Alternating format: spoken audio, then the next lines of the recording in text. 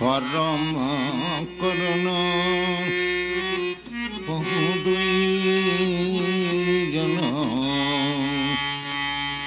చైతన్య చరితామృతం అంత్యలీలై అధ్యాయం 6. ஸ்ரீ சைதன்ய மகாபிரபுவும் ரகுநாததாச கோஸ்வாமியும் சந்தித்தல். தமது காரணமற்ற கருணை என்னும் கயிற்றினால் குடும்ப வாழ்வு என்னும் வெறுக்கத்தக்க பாழும் கிணற்றிலிருந்து ரகுநாததாச கோஸ்வாமியை தந்திரமாக விடுவித்தவரும் அவரை தம்முடைய அந்தரங்க சங்கத்தினர்களில் ஒருவராக்கி சொரூபதாமோதர கோஸ்வாமியின் பொறுப்பின் கீழ் ஒப்படைத்தவருமான ஸ்ரீகிருஷ்ண சைதன்ய மகாபிரபுவிற்கு நான் என்னுடைய வணக்கங்களை அர்ப்பணிக்கின்றேன்.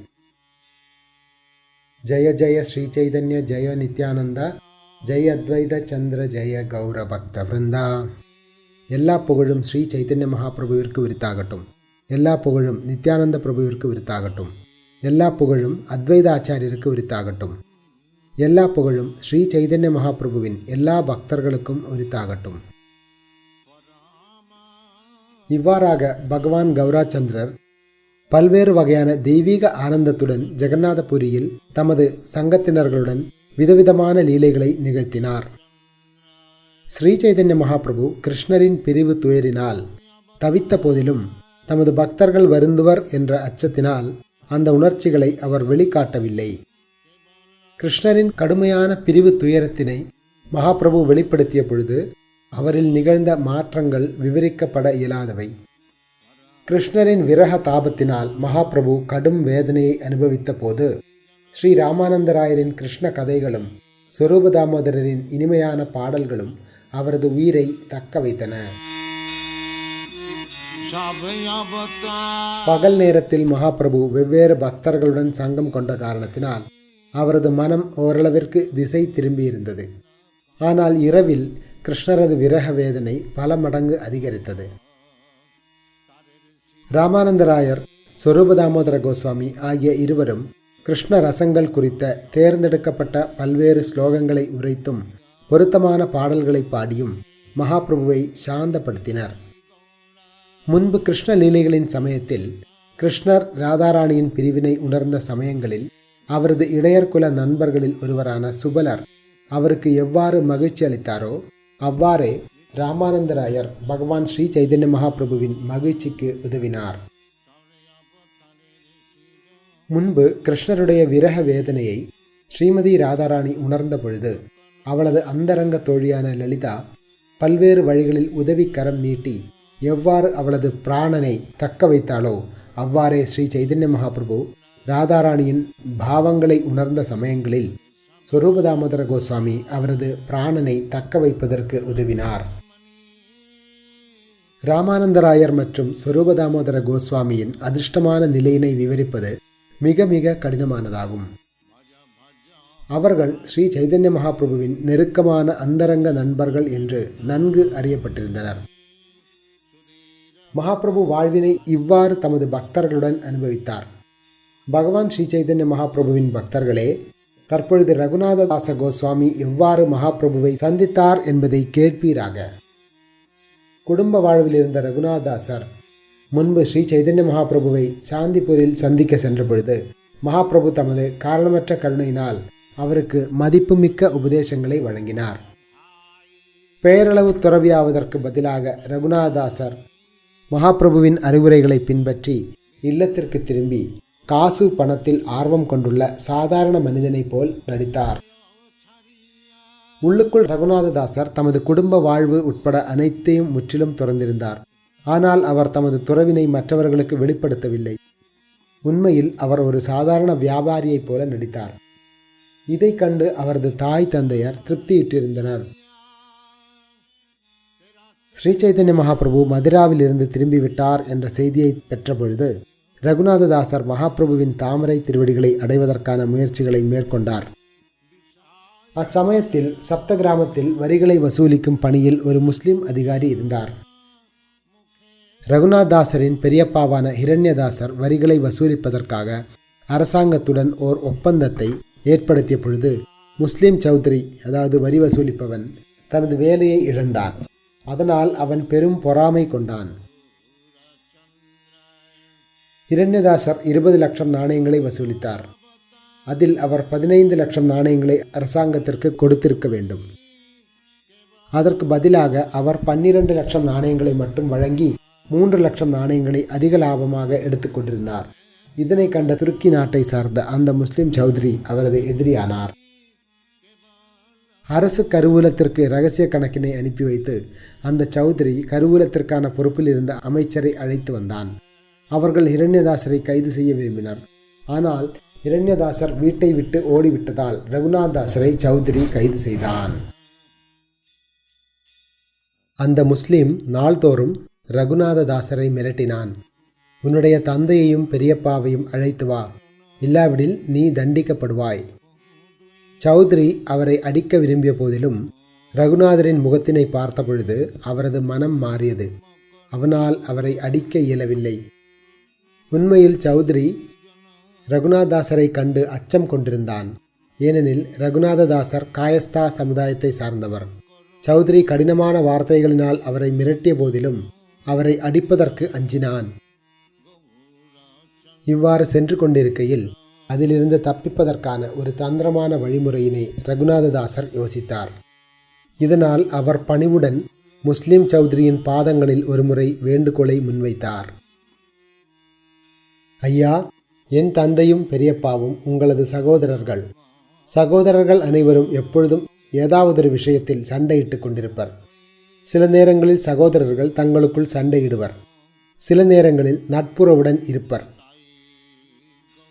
எப்பொழுது அந்த மாற்றங்கள் நிகழும் என்பதில் எந்த உறுதியும் இல்லை. எனவே இன்று நீங்கள் சண்டையிடும் போதிலும் நாளை 3 சகோதரர்களும் ஒன்று கூடி அமைதியாக இருப்பீர் என்பதை நான் உறுதியாக நம்புகிறேன். நான் எவ்வாறு என் தந்தைக்கு மகனாக உள்ளேனோ அவ்வாறே தங்களுக்கும் மகனாவேன். நான் உங்களை சார்ந்தவன், நீங்கள் என் பராமரிப்பாளர். பராமரிப்பவர் தம்மால் பராமரிக்கப்படுபவரை தண்டிப்பது நல்லதல்ல. நீங்கள் எல்லா சாஸ்திரமும் அறிந்தவர், வாழும் புனிதரை போன்றவர். ரகுநாததாசரின் கனிவான குரலை கேட்டு அந்த முஸ்லிமின் இதயம் இளகியது. அவன் அழத் தொடங்கினான். தாடியின் வழியாக கண்ணீர் வழிந்தோடியது. முஸ்லிம் சௌத்ரி ரகுநாததாசரிடம் கூறினான், இன்று முதல் நீங்கள் என்னுடைய மகன். இன்று ஏதாவதொரு வழியில் நான் உங்களை விடுவித்து விடுவேன். சௌத்ரி அமைச்சரிடம் பேசி ரகுநாததாசரை விடுவிக்க செய்தான். அதன் பின்னர் அவரிடம் பெரும் பாசத்துடன் பேசத் தொடங்கினான். அவன் கூறினான், உங்களுடைய பெரியப்பா புத்தியற்றவர். 8 லட்சம் நாணயங்களை அனுபவிக்கிறார். ஆனால் நானும் பங்குதாரன் என்பதால் அவன் அதன் ஒரு பகுதியினை எனக்கும் கொடுத்திருக்க வேண்டும். தற்பொழுது நீங்கள் செல்லலாம். நானும் உங்கள் பெரியப்பாவும் சந்திப்பதற்கு ஏற்பாடு செய்யுங்கள். எது சிறந்தது என்று அவர் நினைக்கிறாரோ அதை செய்யட்டும். நான் அவருடைய முடிவினை முற்றிலுமாக சார்ந்துள்ளேன். ரகுநாததாசர் தமது பெரியப்பாவும் சௌத்ரியும் சந்திப்பதற்கு ஏற்பாடு செய்தார். பிரச்சினை தீர்க்கப்பட்டு அனைத்தும் அமைதியாக முடிந்தன. இவ்விதமாக ரகுநாததாசர் முதல் தர வியாபாரியைப் போன்று ஓர் ஆண்டினை கழித்தார். ஆனால் அடுத்த ஆண்டில் அவர் மீண்டும் இல்லத்தை விட்டு தப்பிப்பதற்கு முடிவு செய்தார். ஓர் இரவில் எழுந்து அவர் தனியாக புறப்பட்டார். ஆனால் அவரது தந்தை சற்று தூரத்தில் அவரை பிடித்து மீண்டும் அழைத்து வந்தார். இது ஏறக்குறைய தினசரி வழக்கமாகியது. ரகுநாதர் வீட்டிலிருந்து தப்பியோடுவார். அவரது தந்தை மீண்டும் அழைத்து வருவார். அச்சமயத்தில் ஒரு நாள் ரகுநாததாசரின் தாய் அவரது தந்தையிடம் பின்வருமாறு கூறினாள். அவள் கூறினாள், நமது மகன் பைத்தியமாகிவிட்டான். அவனை கயிறுகளால் கட்டி போட்டு வைப்போமாக. மிகவும் வருத்தமடைந்த அவரது தந்தை பின்வருமாறு பதிலளித்தார். நம்முடைய மகன் ரகுநாததாசனுக்கு சொர்க்கத்தின் மன்னனான இந்திரனை போன்ற செல்வம் உள்ளது. அவனது மனைவியும் தேவதையை போன்ற அழகுடன் உள்ளாள். இருப்பினும் இவை அனைத்தும் அவனது மனதை கட்டிப்போட இயலவில்லை. அவ்வாறு இருக்கையில் கயிறுகளை கொண்டு நம் மகனை இல்லத்தில் கட்டி வைப்பது எவ்வாறு சாத்தியம்? ஒரு தந்தையினால் அவனது முன்வினை பயனை அழித்துவிட இயலாது. பகவான் ஸ்ரீ சைதன்ய மகாபிரபு தமது கருணையினை அவன் மீது முழுமையாக வழங்கியுள்ளார். சைதன்ய சந்திரரின் அத்தகு பைத்தியத்தை யாரால் வீட்டில் தக்க வைக்க முடியும்? அதன் பின்னர் ரகுநாததாசர் மனதில் ஏதோ யோசித்து மறுநாள் நித்யானந்த கோசாயியிடம் சென்றார். பானிஹட்டி என்னும் கிராமத்தில் ரகுநாததாசர் நித்யானந்த பிரபுவின் தரிசனத்தினை பெற்றார். அப்பொழுது நித்யானந்த பிரபு கீர்த்தனம் புரியும் பல்வேறு பக்தர்கள், சேவகர்கள் மற்றும் பலரால் சூழப்பட்டிருந்தார். கங்கை கரையின் மரத்தடியில் ஒரு பாறையின் மீது அமர்ந்திருந்த நித்யானந்த பிரபு கோடி சூரியன்களின் பிரகாசத்துடன் காணப்பட்டார். அவரை சுற்றி பல்வேறு பக்தர்கள் தரையில் அமர்ந்திருந்தனர். நித்யானந்த பிரபுவின் பிரபாவத்தினை கண்டு ரகுநாததாசர் வியப்படைந்தார். ரகுநாததாசர் சற்று தூரத்தில் இருந்தபடி சாஷ்டாங்கமாக விழுந்து தமது நமஸ்காரத்தினை அர்ப்பணித்தார். நித்யானந்த பிரபுவின் சேவகர் அதனை பிரபுவிடம் சுட்டிக்காட்டினார். அங்கே ரகுநாததாசர் தங்களுக்கு தண்டம் சமர்ப்பிக்கின்றார். இதை கேட்ட பகவான் நித்யானந்த பிரபு கூறினார், நீ ஒரு திருடன், இப்பொழுது என்னை காண வந்துள்ளாய். வா வா, இன்று நான் உன்னை தண்டிக்கப் போகிறேன். நித்யானந்த பிரபு அவரை அழைத்தார். ஆனால் ரகுநாததாசர் பிரபுவிற்கு அருகில் செல்லவில்லை. அப்பொழுது பிரபு அவரை வலுக்கட்டாயமாக பிடித்து தமது தாமரை திருவடிகளை அவரது தலைமேல் வைத்தார். நித்யானந்த பிரபு இயல்பாகவே மிகவும் கருணை வாய்ந்தவரும் வேடிக்கையானவரும் ஆவார். மிகுந்த கருணையுடன் அவர் ரகுநாததாசரிடம் பின்வருமாறு பேசினார். நீங்கள் ஒரு திருடனை போன்று அருகில் வருவதற்கு பதிலாக தூரத்தில் நிற்கிறீர்கள். இன்று நான் உங்களை பிடித்து விட்டேன், தண்டிக்கப் போகிறேன். ஒரு திருவிழாவினை நடத்தி என் எல்லா சகாக்களுக்கும் தயிரையும் அவலையும் கொண்டு உணவளியுங்கள். இதை கேட்ட ரகுநாததாசர் பேரானந்தம் கொண்டார். ரகுநாததாசர் உடனடியாக தமது ஆட்களை கிராமத்திற்கு அனுப்பி வைத்து எல்லாவிதமான உணவு பதார்த்தங்களையும் வாங்கி வர செய்தார். அவல், தயிர், பால், இனிப்பு பண்டம், சர்க்கரை, வாழைப்பழம் மற்றும் இதர உணவுப் பொருட்களை வாங்கி வந்த ரகுநாததாசர் அவற்றினை சுற்றிலும் வைத்தார். திருவிழா நடைபெற இருப்பதை கேள்விப்பட்டு எல்லா பிராமணர்களும் இதர கனவான்களும் அங்கு வரத் தொடங்கினர். இவ்வாறாக அங்கே எண்ணிலடங்காத மக்கள் இருந்தனர். கூட்டம் அதிகரிப்பதைக் கண்டு ரகுநாததாசர் இதர கிராமங்களிலிருந்தும் மேலும் உணவுப் பொருட்களை எடுத்து வருவதற்கு ஏற்பாடு செய்தார். அவர் 200-400 பெரிய பானைகளை கொண்டு வர செய்தார். அவர் 5-7 மிகப்பெரிய மண் பானைகளையும் பெற்றார். அந்த பானைகளில் ஒரு பிராமணர் நித்யானந்த பிரபுவிற்காக அவலை ஊற வைக்க தொடங்கினார். ஓரிடத்தில் பெரிய பானைகளில் சூடான பாலில் அவர் ஊற வைக்கப்பட்டது. அதன் பின்னர் பாதி அளவு அவலானது தயிர், சர்க்கரை மற்றும் வாழைப்பழங்களுடன் சேர்க்கப்பட்டது. மீதி பாதியானது சுண்ட காய்ச்சப்பட்ட பாலுடன் கலக்கப்பட்டு செம்பக்கலா என்னும் ஒரு வகையான வாழைப்பழத்துடன் சேர்க்கப்பட்டது. அதனுடன் சர்க்கரையும் நெய்யும் கற்பூரமும் சேர்க்கப்பட்டன. நித்யானந்த பிரபு தமது ஆடையினை மாற்றி புத்தாடை அணிந்து உயர்ந்த தளத்தில் அமர்ந்தார். அப்பொழுது அவருக்கு முன்பாக 7 பெரிய பானைகளை பிராமணர் கொண்டு வந்தார். அந்த உயர்ந்த தளத்தில் ஸ்ரீ நித்யானந்த பிரபுவின் அந்தரங்க சகாக்களும் இதர முக்கியமான நபர்களும் பிரபுவை சுற்றி வட்டமாக அமர்ந்தனர். அங்கே அமர்ந்தவர்கள் ராமதாசர், சுந்தரானந்தர், கதாதரதாசர், முராரி, கமலாகரர், சதாசிவர், புரந்தரர், தனஞ்சயர், ஜெகதீஷா, பரமேஸ்வரதாசர், மகேஷர், கௌரிதாசர், ஹடாய் கிருஷ்ணதாஸ் ஆகியோரும் அங்கிருந்தனர். அதுபோலவே உத்தாரணதத்த தாகூர் மற்றும் இதர முக்கிய சகாக்களும் நித்யானந்த பிரபுவுடன் உயர்ந்த தளத்தில் அமர்ந்தனர். அவர்கள் அனைவரையும் யாராலும் எண்ண இயலாது. விழாவினை பற்றி கேள்விப்பட்டு எல்லா பண்டிதர்களும் பிராமணர்களும் புரோகிதர்களும் அங்கு சென்றனர். பகவான் நித்யானந்த பிரபு அவர்களுக்கு மரியாதை அளித்து அவர்களையும் தம்முடன் உயர்ந்த தளத்தில் அமர செய்தார். ஒவ்வொருவருக்கும் 2 மண்பானைகள் வழங்கப்பட்டன. ஒன்றில் சுண்ட காய்ச்சிய பாலுடன் சேர்த்த அவலும் மற்றொன்றில் தயிருடன் இருந்த அவலும் வைக்கப்பட்டிருந்தன. இதர மக்கள் அனைவரும் குழுக்களாக தரையில் அமர்ந்தனர். அங்கே எவ்வளவு மக்கள் இருந்தனர் என்பதை யாராலும் கணக்கிட முடியவில்லை. அவர்கள் ஒவ்வொருவருக்கும் 2 மண்பானைகள் வழங்கப்பட்டன. ஒன்றில் தயிரில் ஊற வைக்கப்பட்ட அவலும் மற்றொன்றில் கெட்டியான பாலில் ஊற வைக்கப்பட்ட அவலும் இருந்தன. திட்டில் இடம் கிடைக்காத பிராமணர்கள் சிலர் தங்களுடைய 2 மண் பானைகளுடன் கங்கை கரைக்கு சென்று தங்களுடைய அவலை அங்கே ஊற வைத்தனர். கங்கை கரையில் கூட இடம் கிடைக்காத மற்றவர்கள் நீரினுள் இறங்கியபடி தங்களுடைய 2 வகையான அவலை உண்ணத் தொடங்கினர். இவ்வாறாக சிலர் திட்டில் அமர்ந்திருந்தனர், சிலர் தரையில் அமர்ந்திருந்தனர், சிலர் கங்கை கரையில் இருந்தனர். 20 ஆட்கள் உணவு பரிமாறுவதில் ஈடுபட்டனர். அவர்கள் அங்கிருந்த ஒவ்வொருவருக்கும் 2 பானைகளை வழங்கினர். அச்சமயத்தில் ராகவ பண்டிதர் அங்கே வந்தார். சூழ்நிலையை பார்த்து அவர் பெரும் ஆச்சரியத்துடன் சிரிக்கத் தொடங்கினார். அவர் பகவானுக்கு நைவேத்தியம் செய்யப்பட்ட நெய்யினால் சமைக்கப்பட்ட பலதரப்பட்ட பிரசாதங்களை கொண்டு வந்தார்.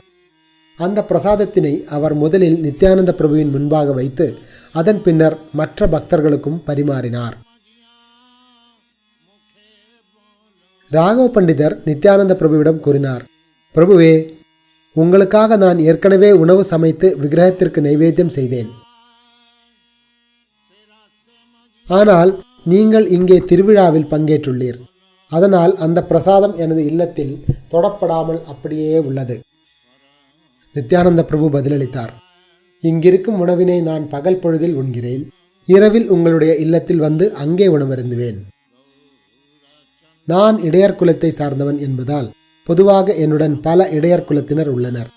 மணல் நிறைந்த இந்த நதிக்கரையில் சுற்றுலாவை போன்று அவர்களுடன் ஒன்றாக அமர்ந்து உண்ணும் பொழுது நான் மகிழ்ச்சி அடைகிறேன்.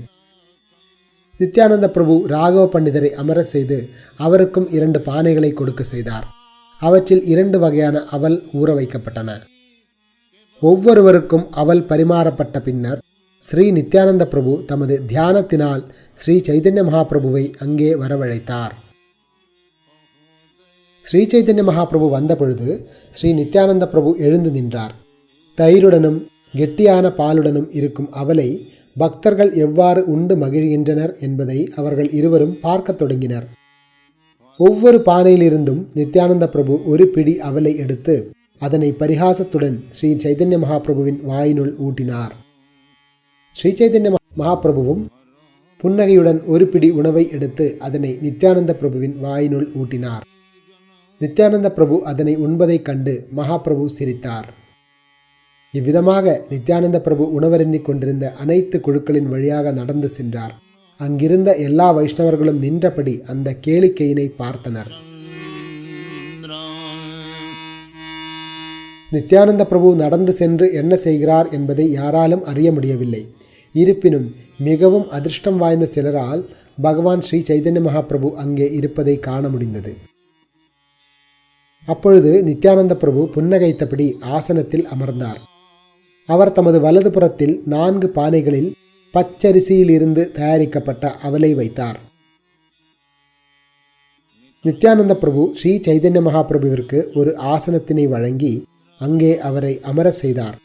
அதன் பின்னர் 2 சகோதரர்களும் ஒன்றாக இணைந்து அவலை உண்ணத் தொடங்கினர். ஸ்ரீ சைதன்ய மகாபிரபு தம்முடன் உணவருந்துவதைக் கண்டு ஸ்ரீ நித்யானந்த பிரபு மிகவும் மகிழ்ச்சியுற்று அன்பின் பலவிதமான பரவசங்களை வெளிப்படுத்தினார். ஸ்ரீ நித்யானந்த பிரபு கட்டளையிட்டார், நீங்கள் அனைவரும் ஹரியின் திருநாமத்தினை உரைத்து உண்ணுங்கள். உடனடியாக ஹரி ஹரி என்னும் திருநாம முழக்கம் பேரொலியாக எழுந்து அகிலம் முழுவதையும் நிரப்பியது. ஹரி ஹரி என்று எல்லா வைஷ்ணவர்களும் திருநாமங்களை உச்சரித்தபடி உணவருந்தினர். அப்பொழுது அவர்கள் கிருஷ்ணரும் பலராமரும் எவ்வாறு தங்களது இடையர்குல நண்பர்களுடன் யமுனை கரையில் உணவருந்தினர் என்பதை நினைவு கூர்ந்தனர்.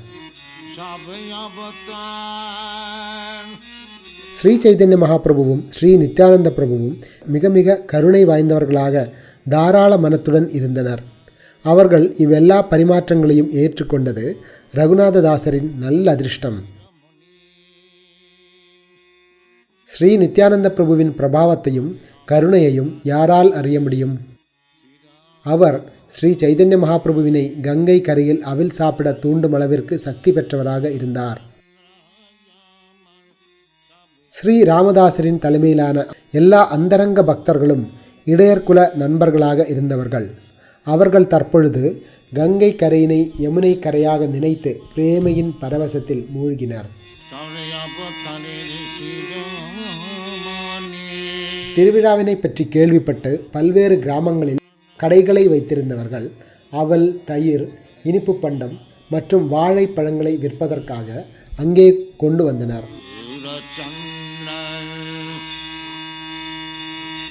அவர்கள் எல்லா வகையான உணவுப் பொருட்களுடன் வந்தபொழுது ரகுநாததாசர் அவை அனைத்தையும் வாங்கி கொண்டார். அவர்களுடைய பொருட்களுக்கான விலையினை வழங்கிய பின்னர் அந்த பொருட்களை கொண்டு அவர்களுக்கும் உணவளித்தார். இந்த வேடிக்கைகள் எவ்வாறு நடைபெறுகின்றன என்பதை பார்ப்பதற்காக யாரெல்லாம் வந்தார்களோ அவர்களுக்கும் அவல், தயிர், வாழைப்பழங்களுடன் உணவளிக்கப்பட்டது. பகவான் நித்யானந்த பிரபு உணவருந்திய பின்னர் தமது கையையும் வாயையும் கழுவிவிட்டு 4 பானைகளில் மீதமிருந்த உணவினை ரகுநாததாசருக்கு வழங்கினார். நித்யானந்த பிரபுவின் இதர 3 பானைகளில் மீதமிருந்த உணவினை எடுத்து ஒரு பிராமணர் ஒவ்வொரு பக்தருக்கும் ஒவ்வொரு கவளம் என அனைவருக்கும் விநியோகம் செய்தார். அப்பொழுது ஒரு பிராமணர் மலர் மாலை எடுத்து வந்து நித்யானந்த பிரபுவின் கழுத்தில் அணிவித்தார். அவரது உடல் முழுவதும் சந்தனம் பூசினார். சேவகர்கள் தாம்பூலத்தை கொண்டு வந்து நித்யானந்த பிரபுவிற்கு அர்ப்பணிக்க பிரபு அதனை புன்னகையுடன் மென்றார். எஞ்சியிருந்த மலர் மாலை, சந்தனம் மற்றும் தாம்பூலத்தினை ஸ்ரீ நித்யானந்த பிரபு தமது திருக்கரத்தினால் அங்கிருந்த எல்லா பக்தர்களுக்கும் விநியோகம் செய்தார். ஸ்ரீ நித்யானந்த பிரபுவின் உச்சிஷ்டத்தை பெற்ற ரகுநாததாசர் மிகவும் மகிழ்ச்சியுற்றார். அதனை அவர் தாமும் உண்டு தமது சகாக்களுக்கு மத்தியிலும் விநியோகம் செய்தார். இவ்வாறாக நான் நித்யானந்த பிரபுவின் புகழ்பெற்ற அவல், தயிர், சிதாததி உண்ணும் திருவிழா லீலையினை விவரித்துள்ளேன். நித்யானந்த பிரபு சற்று ஓய்வெடுத்தார். பகல் பொழுது சாய்ந்த பொழுது அவர் ராகவ பண்டிதரின் இல்லத்திற்கு சென்று பகவானின் திருநாம சங்கீர்த்தனத்தை தொடங்கினார். ஸ்ரீ நித்யானந்த பிரபு முதலில் எல்லா பக்தர்களையும் ஆடத் தூண்டினார். இறுதியில் அவரும் ஆடத் தொடங்கினார். இவ்வாறாக முழு உலகினையும் பிரேமையில் மூழ்கடித்தார். ஸ்ரீ நித்யானந்த பிரபுவின் நடனத்தினை ஸ்ரீ சைதன்ய மகாபிரபு கவனித்துக் கொண்டிருந்தார். அதனை நித்யானந்த பிரபுவினால் காண முடிந்தது, மற்றவர்களால் காண முடியவில்லை. ஸ்ரீ நித்யானந்த பிரபுவின் நடனம் ஸ்ரீ சைதன்ய மகாபிரபுவின் நடனத்தை போன்றே இந்த மூவுலகினுள் எங்கும் காணப்படாத ஒப்பிடவியலா தன்மையுடன் திகழ்ந்தது. நித்யானந்த பிரபுவின் நடன இனிமையினை யாராலும் விவரிக்க இயலாது. ஸ்ரீ சைதன்ய மகாபிரபுவே அதனை காண்பதற்காக நேரில் வருகிறார். நடனம் முடிந்து நித்யானந்த பிரபு இளைப்பாறிய பின்னர் இரவு உணவை அருந்தும்படி ராகவ பண்டிதர் அவரிடம் வேண்டுகோள் விடுத்தார். பகவான் நித்யானந்த பிரபு தமது அந்தரங்க சகாக்களுடன் இரவு உணவிற்காக அமர்ந்தார். அவர் தமது வலது புறத்தில் ஸ்ரீ சைதன்ய மகாபிரபு அமர்வதற்காக ஓர் இருப்பிடத்தை அமைத்தார். ஸ்ரீ சைதன்ய மகாபிரபு அங்கு வந்து அவ்விடத்தில் அமர்ந்தார். அதை கண்டு ராகவ பண்டிதரின் ஆனந்தம் அதிகரித்தது.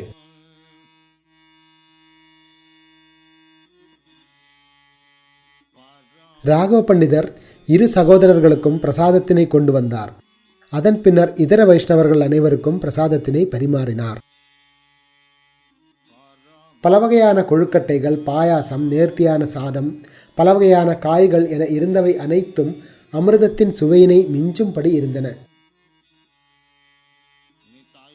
ராகவ பண்டிதரால் தயாரிக்கப்பட்டு விக்கிரகத்திற்கு நைவேத்தியம் செய்யப்பட்டிருந்த அந்த உணவு அமிர்தத்தின் சாரத்தை போன்று இருந்தது. ஸ்ரீ சைதன்ய மகாபிரபு அத்தகு பிரசாதத்தினை உண்பதற்காக அங்கே மீண்டும் மீண்டும் வந்தார்.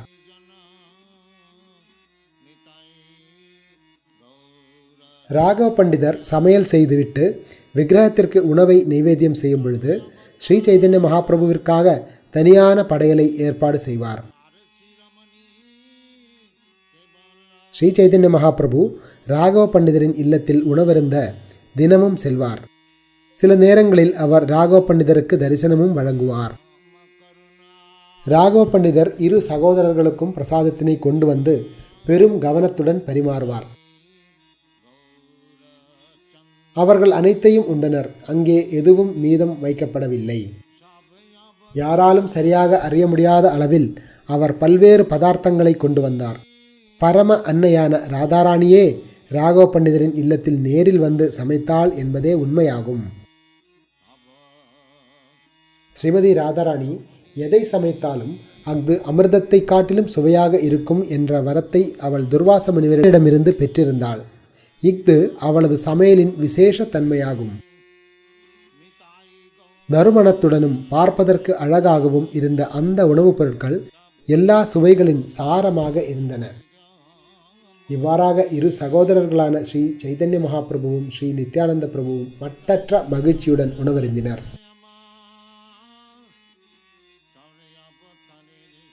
ரகுநாததாசரையும் தங்களுடன் அமர்ந்து பிரசாதம் ஏற்கும்படி அங்கிருந்த எல்லா பக்தர்களும் வேண்டினர். ஆனால் ராகவ பண்டிதர் அவர்களிடம் கூறினார், இவர் பிறகு பிரசாதம் ஏற்பார். எல்லா பக்தர்களும் கழுத்து வரை பிரசாதம் ஏற்றனர். அதன் பின்னர் ஹரியின் திருநாமத்தினை ஒலித்து எழுந்து தங்களது கைகளையும் வாய்களையும் கழுவினர். உணவருந்திய பின்னர் இரு சகோதரர்களும் தங்களது கையையும் வாயையும் கழுவினர். அப்பொழுது ராகவ பண்டிதர் மலர் மாலையையும் சந்தனமும் கொண்டு வந்து அவர்களை அலங்கரித்தார். ராகவ பண்டிதர் அவர்களுக்கு தாம்பூல பாக்கு வழங்கி தாமரை திருவடிகளை வழிபட்டார். இதர பக்தர்களுக்கும் பாக்கு, மாலை, சந்தனம் முதலியவற்றை வழங்கி கௌரவித்தார். ரகுநாததாசரின் மீது மிகவும் கருணை கொண்டிருந்த ராகவ பண்டிதர் இரு சகோதரர்களின் உச்சிஷ்டத்தை இலையுடன் வழங்கினார். அவர் கூறினார், பகவான் ஸ்ரீ சைதன்ய மகாபிரபு இந்த உணவினை உண்டுள்ளார். நீங்கள் அவரது உச்சிஷ்டத்தை ஏற்றால் குடும்ப வாழ்வின் பந்தத்திலிருந்து விடுபடுவீர். பரமபுருஷ பகவான் பக்தரின் இதயத்திலும் பக்தரின் இல்லத்திலும் எப்பொழுதும் வீற்றுள்ளார். இந்த உண்மை சில நேரங்களில் மறைத்து வைக்கப்பட்டுள்ளது, சில நேரங்களில் வெளிப்படையாக தெரிகிறது. ஏனெனில் பரமபுருஷ பகவான் முற்றிலும் சுதந்திரமானவர். பரமபுருஷ பகவான் எங்கும் வியாபித்துள்ளார் என்பதால் அவர் எல்லா இடங்களிலும் வசிக்கின்றார். இதனை சந்தேகிப்பவன் நாசமடைவான். காலையில் கங்கையில் நீராடிய பின்னர் நித்யானந்த பிரபு தமது அந்தரங்க சகாக்களுடன் தாம் முன்பு அமர்ந்த அதே மரத்தடியில் அமர்ந்தார். அங்கு சென்ற ரகுநாததாசர் நித்யானந்த பிரபுவின் தாமரை திருவடிகளை வழிபட்டார். ராகவ பண்டிதரின் மூலமாக தமது விருப்பத்தினை சமர்ப்பித்தார். நான் மனிதரில் மிக தாழ்ந்தவன், மாபெரும் பாவி, வீழ்ந்தவன், கண்டிக்கத்தக்கவன். இருப்பினும் நான் ஸ்ரீ சைதன்ய மகாபிரபுவின் தாமரை திருவடிகளில் தஞ்சமடைய விரும்புகிறேன். நிலாவினை பிடிக்க விரும்பும் குள்ளனைப் போல நான் என்னால் இயன்ற அளவு பலமுறை முயன்றுள்ளேன். ஆனால் ஒருபோதும் வெற்றி பெறவில்லை. எத்தனையோ முறை நான் எனது குடும்ப உறவுகளை கைவிட்டு தப்பிச் செல்ல முயன்றுள்ளேன். துரதிருஷ்டவசமாக என் தாய் தந்தையர் என்னை கட்டி வைத்து விடுகின்றனர். தங்களுடைய கருணையின்றி யாராலும் ஸ்ரீ சைதன்ய மகாபிரபுவின் அடைக்கலத்தை அடைய இயலாது. ஆனால் நீங்கள் கருணை வழங்கினால் மனிதர்களில் கீழானவன் கூட அவரது தாமரை திருவடிகளை அடைய இயலும். நான் தகுதியற்றவனாகவும் வேண்டுகோள் வைப்பதற்கு கூட பெரிதும் அஞ்சுபவனாகவும் உள்ளேன். இருப்பினும் பிரபுவே, நான் தங்களிடம் வேண்டுகிறேன், என் மீது விசேஷ கருணையினை வழங்கி ஸ்ரீ சைதன்ய மகாபிரபுவின் தாமரை திருவடிகளில் புகலிடத்தினை எனக்கு வழங்குவீராக.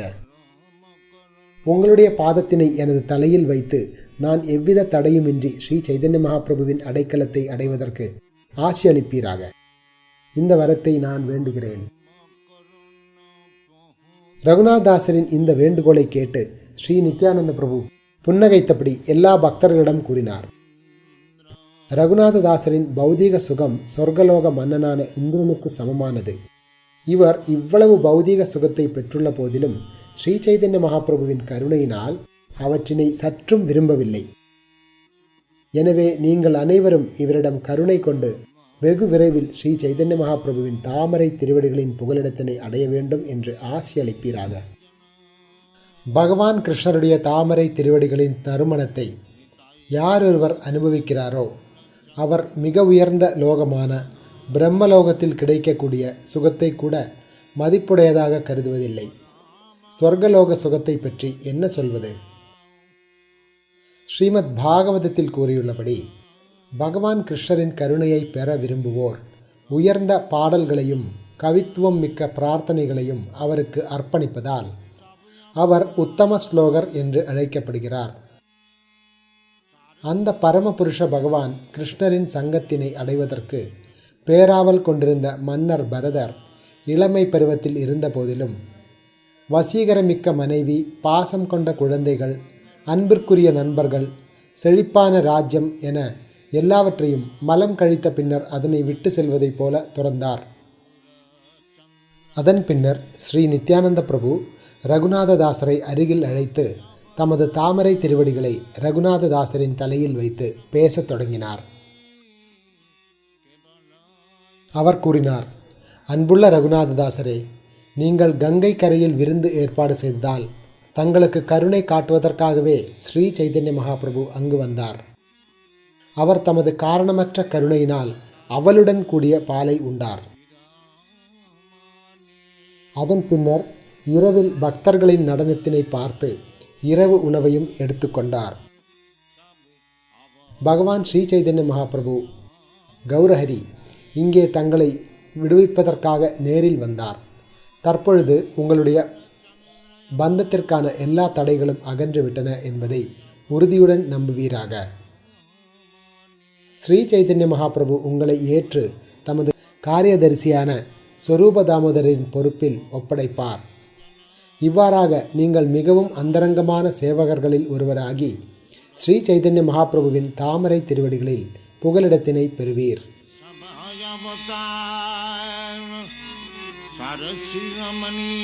இந்த உறுதியுடன் உங்களது இல்லத்திற்கு திரும்புங்கள். வெகு விரைவில் எவ்வித தடையுமின்றி நீங்கள் பகவான் ஸ்ரீ சைதன்ய மகாபிரபுவின் தாமரை திருவடிகளை அடைவீர்கள். நித்யானந்த பிரபு மற்ற பக்தர்கள் அனைவரையும் ரகுநாததாசரை ஆசீர்வதிக்க செய்தார். ரகுநாததாசர் அவர்களின் தாமரை திருவடிகளில் தமது நமஸ்காரங்களை அர்ப்பணித்தார்.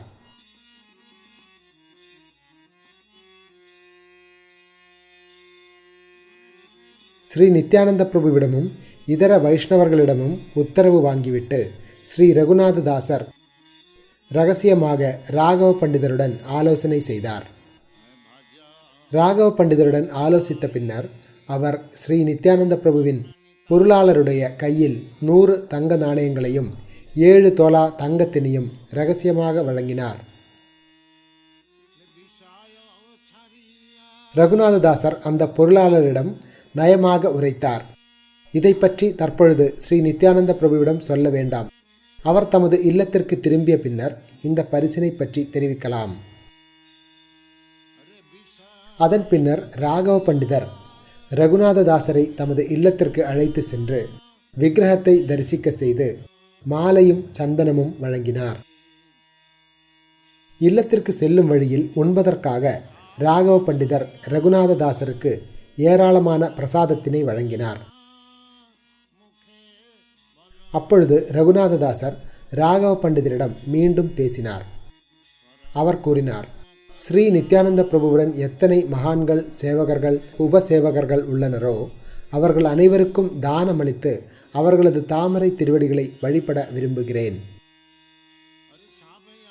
யாருக்கு எவ்வளவு உகந்தது என்று நீங்கள் நினைக்கிறீர்களோ அதன்படி 20, 15, 12, 10 அல்லது 5 நாணயங்களை அவர்கள் ஒவ்வொருவருக்கும் வழங்குங்கள். ரகுநாததாசர் அவர்களிடம் வழங்குவதற்கான தொகையினை கணக்கிட்டு அதனை ராகவ பண்டிதரிடம் ஒப்படைத்தார். அதன் பின்னர் யாருக்கு எவ்வளவு நாணயங்கள் தானமளிப்பது என்ற பட்டியலை ராகவ பண்டிதர் தயாரித்து கொண்டார். எல்லா பக்தர்களுக்கும் வழங்குவதற்காக ரகுநாததாசர் 100 தங்க நாணயங்களையும் 2 தோலா தங்கத்தினையும் ராகவ பண்டிதரிடம் மிகுந்த பணிவுடன் வைத்தார். ராகவ பண்டிதரின் திருவடி தூசியினை எடுத்துக்கொண்டு ரகுநாததாசர் தமது இல்லத்திற்கு திரும்பினார். நித்யானந்த பிரபுவின் கருணை வாய்ந்த வரத்தினை பெற்றதால் அவர் நித்யானந்த பிரபுவிற்கு தம்மை மிகவும் கடன்பட்டுள்ளவனாக உணர்ந்தார்.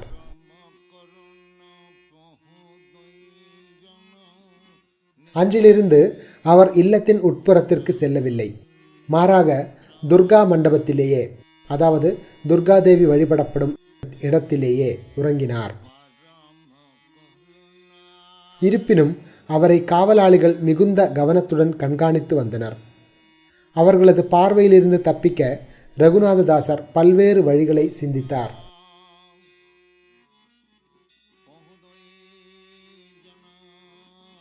அச்சமயத்தில் வங்காள பக்தர்கள் அனைவரும் ஸ்ரீ சைதன்ய மகாபிரபுவை காண்பதற்காக ஜெகநாதபுரிக்கு சென்று கொண்டிருந்தனர். அக்குழுவில் சென்றவர்கள் அனைவரும் மிகவும் பிரபலமானவர்கள் என்பதால் தம்மை உடனடியாக பிடித்து விடுவர் என்பதை உணர்ந்த ரகுநாததாசர் அவர்களுடன் இணைந்து செல்லவில்லை. எவ்வாறு தப்பிப்பது என்பதை ஆழ்ந்து யோசித்தபடி ரகுநாததாசர் ஓர் இரவில் துர்கா மண்டபத்தில் உறங்கிக் கொண்டிருக்கையில் புரோகிதரான யதுநந்தன ஆச்சாரியர் இரவு முடிவதற்கு 4 தண்டங்கள் மீதமிருந்த சமயத்தில் இல்லத்தினுள் பிரவேசித்தார்.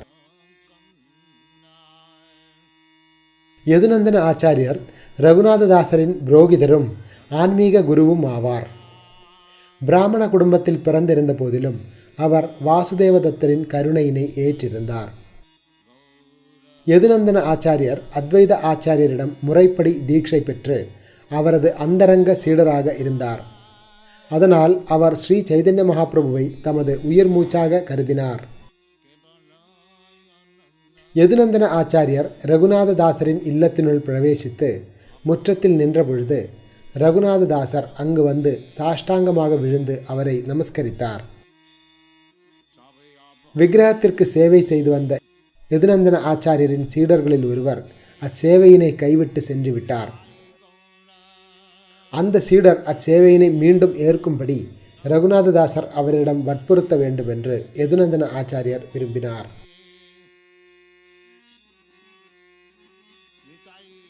யதுநந்தன ஆச்சாரியர் ரகுநாததாசரிடம் வேண்டுகோள் விடுத்தார். சேவையில் மீண்டும் ஈடுபடுமாறு அந்த பிராமணருக்கு ஊக்கமளியுங்கள். சேவையை செய்வதற்கு வேறெந்த பிராமணரும் இல்லை. இவ்வாறு கூறி யதுநந்தன ஆச்சாரியர் ரகுநாததாசரை தம்முடன் அழைத்து கொண்டு வெளியே சென்றார். அச்சமயம் இரவு முடியும் நேரம் என்பதால் எல்லா காவலாளிகளும் ஆழ்ந்த உறக்கத்தில் இருந்தனர். ரகுநாததாசரின் இல்லத்திற்கு கிழக்கில் யதுநந்தன ஆச்சாரியரின் இல்லம் இருந்தது. யதுநந்தன ஆச்சாரியரும் ரகுநாததாசரும் பேசிக்கொண்டே அந்த இல்லத்தை நோக்கி நடந்தனர். பாதி வழியில் ரகுநாததாசர் தமது ஆன்மீக குருவின் தாமரை திருவடிகளில் விண்ணப்பித்தார். நான் அந்த பிராமணரின் இல்லத்திற்கு சென்று சேவைக்கு திரும்பும்படி அவரை அறிவுறுத்தி உங்களுடைய இல்லத்திற்கு அனுப்பி வைக்கின்றேன். நீங்கள் கவலையின்றி இல்லத்திற்கு செல்லலாம். உங்களுடைய உத்தரவு பெற்று நான் பிராமணருக்கு அறிவுரை வழங்குவேன். இந்த போர்வையில் அவரிடம் உத்தரவு பெற்று ரகுநாததாசர் அங்கிருந்து தப்பிக்க முடிவு செய்தார். ரகுநாததாசர் எண்ணினார், இப்பொழுது இங்கே சேவகர்களும் இல்லை, காவலாளிகளும் இல்லை. நான் தப்பிப்பதற்கு இதுவே மிக சிறந்த தருணம். இவ்வாறு சிந்தித்தபடி அவர் கிழக்கு நோக்கி விரைந்து சென்றார். சில நேரங்களில் அவர் அக்கம் பக்கம் திரும்பி பார்த்தார். ஆனால் யாரும் அவரை பின்தொடரவில்லை. ஸ்ரீ சைதன்ய மகாபிரபு மற்றும் ஸ்ரீ நித்யானந்த பிரபுவின் தாமரை திருவடிகளை சிந்தித்தபடி அவர் வழக்கமான பாதையை தவிர்த்து பொதுவாக உபயோகிக்கப்படாத பாதையின் வழியாக விரைந்து முன்னேறினார்.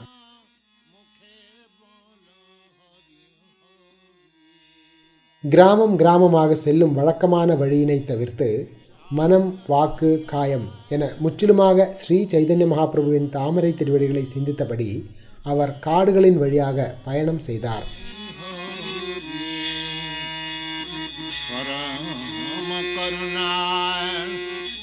அவர் தினமும் சுமார் 30 மைல் நடந்தார். மாலை வேளையில் இடையரின் மாட்டுக் கொட்டகையில் ஓய்வெடுத்தார். ரகுநாததாசர் உபவாசம் இருப்பதை கண்ட இடையர் அவருக்கு கொஞ்சம் பால் வழங்கினார். ரகுநாததாசர் அந்த பாலை குடித்துவிட்டு அங்கேயே படுத்து இரவில் ஓய்வெடுத்தார். ரகுநாததாசரின் இல்லத்தில் சேவகனும் காவலாளியும் அவரை காணாததால் உடனடியாக அவரது ஆன்மீக குருவான யதுநந்தன ஆச்சாரியரிடம் அவரை பற்றி விசாரிக்க சென்றனர். யதுநந்தன ஆச்சாரியர் கூறினார், அவர் ஏற்கனவே எனது உத்தரவை பெற்று இல்லத்திற்கு சென்று விட்டார். அதனைத் தொடர்ந்து அங்கே பேரொலி எழுந்தது. அனைவரும் கதறினார், ரகுநாதர் தப்பித்து விட்டார்.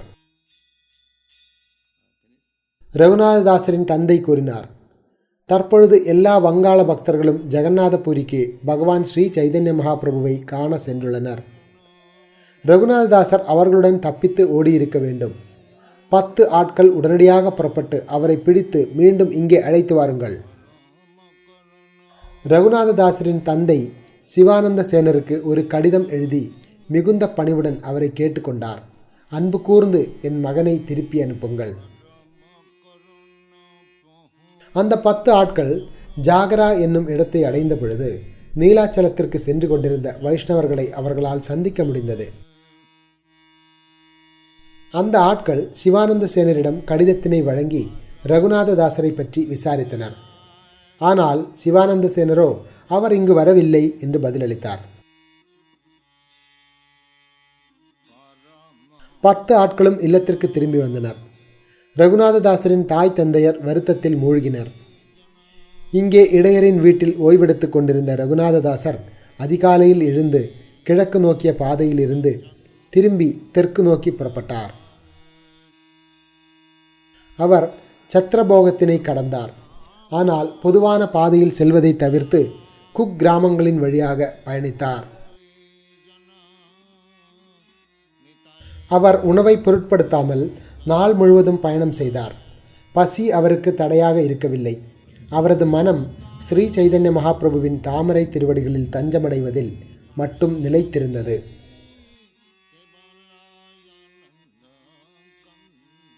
சில நேரங்களில் அவர் வறுத்த தானியங்களை மென்றார். சில நேரங்களில் சமைத்தார். சில நேரங்களில் பால் குடித்தார். இவ்வாறு அவர் தாம் சென்ற இடங்களில் கிடைத்தவற்றை கொண்டு தமது உயிரை தக்க வைத்தார். அவர் 12 நாள்களில் ஜெகநாத்புரியை அடைந்தார். ஆனால் வழியில் 3 நாள்கள் மட்டுமே உணவருந்த முடிந்தது. சொரூப தாமோதரரின் தலைமையிலான தமது சங்கத்தினர்களுடன் ஸ்ரீ சைதன்ய மகாபிரபு அமர்ந்திருந்த சமயத்தில் ரகுநாததாசர் அவரை சந்தித்தார். ரகுநாதர் முற்றத்தில் தூரத்தில் நின்றபடி சாஷ்டாங்கமாக விழுந்து நமஸ்கரித்தார். அப்பொழுது முகுந்ததத்தர் கூறினார், இதோ ரகுநாதர் வந்துள்ளார்.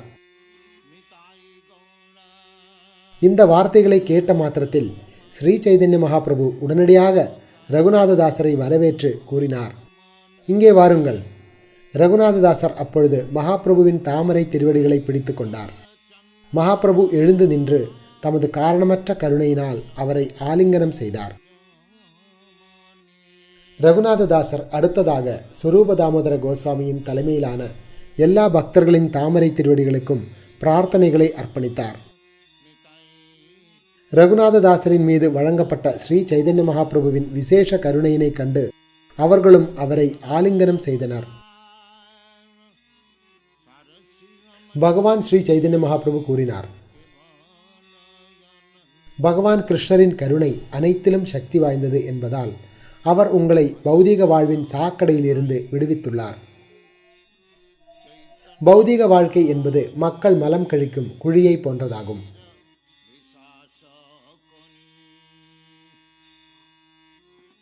ரகுநாததாசர் மனத்தினுள் பதிலளித்தார், கிருஷ்ணர் யார் என்பதை நான் அறியேன். எனக்கு தெரிந்ததெல்லாம் தங்களது கருணை மட்டுமே. பிரபுவே, என்னை குடும்ப வாழ்விலிருந்து பாதுகாத்தவர் தாங்களே. மகாபிரபு தொடர்ந்தார், உங்களுடைய தந்தையும் பெரியப்பாவும் என்னுடைய தாத்தாவான நீலாம்பர சக்கரவர்த்திக்கு சகோதரர்களை போன்றவர்களாவார். எனவே நான் அவர்களை என் தாத்தாக்களாக கருதுகிறேன்.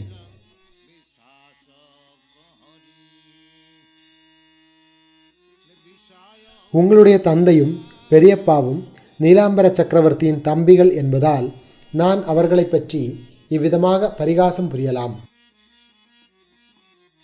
அன்புள்ள ரகுநாததாசரே, உங்களது தந்தையும் பெரியப்பாவும் பௌதீக இன்பம் என்னும் சாக்கடையின் மலத்தில் இருக்கும் புழுக்களை போன்றவர்கள். ஏனெனில் பௌதீக இன்பத்தின் விஷம் என்னும் மாபெரும் வியாதியினை அவர்கள் இன்பம் என்று கருதுகின்றனர். உங்களுடைய அப்பாவும் பெரியப்பாவும் பிராமணர்களுக்கு தானம் வழங்குபவர்களாகவும் அவர்களுக்கு பேருதவி செய்பவர்களாகவும் உள்ள போதிலும் அவர்கள் தூய வைஷ்ணவர்களாக இருப்பதில்லை. இருப்பினும் அவர்கள் ஏறக்குறைய வைஷ்ணவர்களைப் போன்று உள்ளனர்.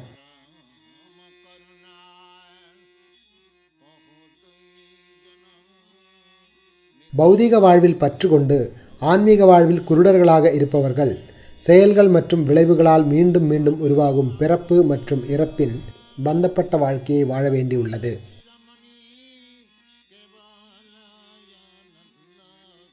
பகவான் கிருஷ்ணர் தமது சொந்த விருப்பத்தின் பேரில் உங்களை அத்தகு மோசமான பௌதீக வாழ்விலிருந்து விடுவித்துள்ளார். எனவே பகவான் கிருஷ்ணருடைய காரணமற்ற கருணையின் பெருமைகள் விவரிக்க இயலாதவை. 12 நாள்கள் பயணம் செய்ததாலும் உபவாசம் இருந்ததாலும் ரகுநாததாசர் ஒல்லியாகவும் அழுக்காகவும் இருந்தார். அதனை கண்ட ஸ்ரீ சைதன்ய மகாபிரபு காரணமற்ற கருணையினால் இதயம் உருகியபடி ஸ்வரூப தாமோதரரிடம் பேசினார். மகாபிரபு கூறினார், அன்புள்ள ஸ்வரூபரே, நான் இந்த ரகுநாததாசரை உங்களிடம் ஒப்படைக்கின்றேன். அன்பு கூர்ந்து இவரை உங்களது மகனாக அல்லது சேவகனாக ஏற்றுக்கொள்ளுங்கள்.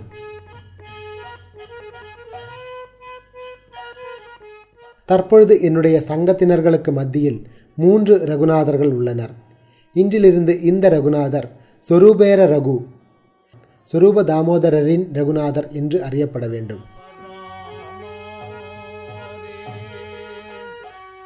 இவ்வாறு கூறிய ஸ்ரீ சைதன்ய மகாபிரபு ரகுநாததாசரின் கையை பிடித்து சொரூப தாமோதரரின் கையில் அவரை ஒப்படைத்தார்.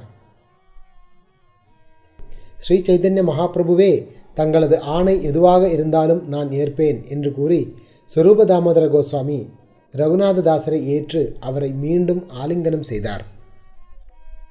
ஸ்ரீ சைதன்ய மகாபிரபு தமது பக்தர்களின் மீது காட்டிய பாசத்தினை வார்த்தைகளால் வெளிப்படுத்த இயலாது.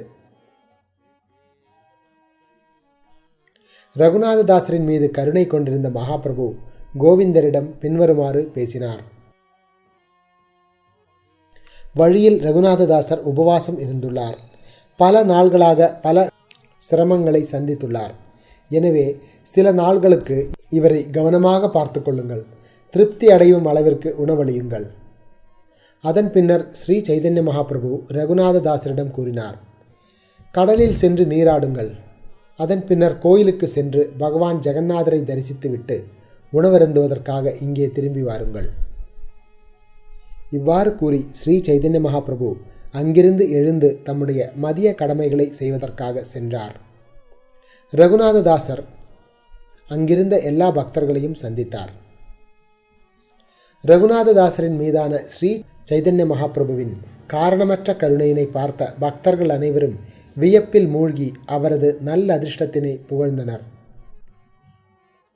ரகுநாததாசர் கடலில் நீராடிவிட்டு பகவான் ஜெகநாதரை தரிசித்தார். அதன் பின்னர் அவர் ஸ்ரீ சைதன்ய மகாபிரபுவின் அந்தரங்க சேவகரான கோவிந்தரிடம் திரும்பினார். கோவிந்தர் அவருக்கு ஸ்ரீ சைதன்ய மகாபிரபுவின் உச்சிஷ்ட இலையினை வழங்கினார். ரகுநாததாசர் அந்த பிரசாதத்தினை பேரானந்தத்துடன் ஏற்றார். இவ்விதமாக ரகுநாததாசர் ஸ்வரூப தாமோதர கோஸ்வாமியின் அரவணைப்பில் வசித்தார். கோவிந்தர் அவருக்கு ஸ்ரீ சைதன்ய மகாபிரபுவின் உச்சிஷ்ட பிரசாதத்தினை 5 நாள்களுக்கு வழங்கினார். 6வது நாளிலிருந்து ரகுநாததாசர் பகவானுக்கு மலர்களை அர்ப்பணிக்கும் புஷ்பாஞ்சலி நிகழ்ச்சிக்கு பின்னர் சிம்மத்வாரம் எனப்படும் முக்கிய வாயிலில் நின்று யாச்சித்தார். தங்களது விதிக்கப்பட்ட கடமைகளை முடித்த பின்னர் விஷயீக்கள் என்று அறியப்படும் பகவான் ஜெகநாதரின் பல்வேறு சேவகர்கள் இரவில் இல்லத்திற்கு திரும்புகின்றனர். சிம்மத்வாரத்தில் ஏதேனும் ஒரு வைஷ்ணவர் யாச்சகம் வேண்டி நிற்பதை கண்டால் அவர்கள் கருணையுடன் அந்த வைஷ்ணவர் உண்பதற்காக கடைக்காரர்களின் மூலமாக ஏதேனும் ஏற்பாடு செய்வது வழக்கம்.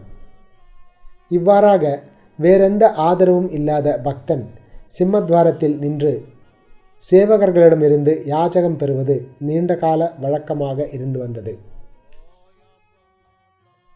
பகவானை முற்றிலும் சார்ந்துள்ள அந்த வைஷ்ணவர் நாள் முழுவதும் பகவானின் திருநாமத்தினை உச்சரிக்கிறார். பகவான் ஜெகநாதரை பூரண சுதந்திரத்துடன் தரிசிக்கிறார். சில வைஷ்ணவர்கள் தர்ம சத்திரங்களில் யாசித்து உணவருந்துவது வழக்கம். வேறு சிலர் இரவில் சிம்மத்வாரத்தில் நின்று சேவகர்களிடம் யாசிப்பது வழக்கம். மகாபிரபூர பக்தகணேர் வைராகிய பிரதான ஜாஹதேக்கி பிரீதஹன கௌர பகவான். துறவு என்பது ஸ்ரீ சைதன்ய மகாபிரபுவின் பக்தர்களுடைய வாழ்வினை தக்க வைக்கும் அடிப்படை கொள்கையாகும். இந்த துறவினை பார்த்து புருஷோத்தமரான முழுமுதற் கடவுள் ஸ்ரீ சைதன்ய மகாபிரபு பெரிதும் திருப்தியுற்றார். கோவிந்தர் ஸ்ரீ சைதன்ய மகாபிரபுவிடம் தெரிவித்தார், ரகுநாததாசர் இங்கே தற்பொழுது பிரசாதம் எடுப்பதில்லை. அவர் சிம்மத்வாரத்தில் நின்று யாஜகம் பெற்று உண்கின்றார். இதை கேட்டு ஸ்ரீ சைதன்ய மகாபிரபு பெரிதும் மகிழ்ச்சியுற்று கூறினார், ரகுநாததாசர் நல்ல காரியம் செய்து வருகிறார். அவர் துறவரத்தில் இருப்பவருக்குரிய பொருத்தமான முறையில் செயல்பட்டுள்ளார். துறவரத்தில் இருப்பவர் பகவானின் திருநாமத்தினை எப்பொழுதும் உச்சரிக்க வேண்டும். யாசித்து உண்பதன் மூலமாக உயிரை தக்க வைக்க வேண்டும். ஒரு வைராகி, அதாவது துறவரத்தில் இருப்பவர், மற்றவர்களை சார்ந்து வாழக்கூடாது. அவர் அவ்வாறு செய்வதால் வெற்றி அடைய மாட்டார். கிருஷ்ணரால் புறக்கணிக்கப்படுவார். ஒரு துறவி தனது நாவிற்காக பல வகையான உணவினை சுவைப்பதில் ஆர்வம் கொண்டிருந்தால் அவனது ஆன்மீக வாழ்க்கை நாசமாகிவிடும். அவன் நாவின் சுவைக்கு சேவகனாக இருப்பான்.